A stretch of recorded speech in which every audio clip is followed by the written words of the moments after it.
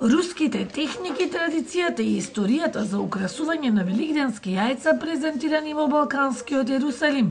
Во пресрет на најголемиот христијански празник, двата блиски народи споделуваат искуства за украсување на великденски јајца, верувања и обичаи. Во земјата лулка на православието има два вида на боење јајца. Едниот се вика крашанка и тоа е кога јајцата се бојадисуваат, а другиот е писанка, кога јајцата се декорираат со восок па се фарбаат во неколку бои. Станува збор за древна техника која представува вистинска уметност.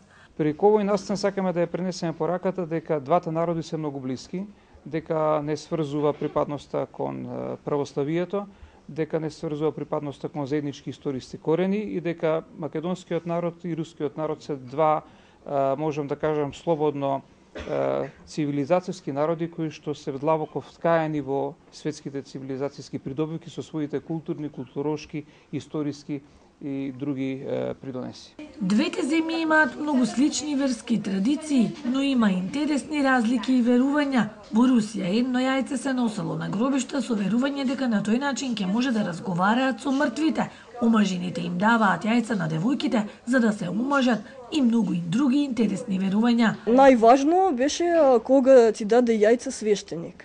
И тоа јајце значи се чувало цела година и се верувало дека тоа јајце има лековита моќ, се чувало на божницата, значи кај иконите од 3 до 12 години.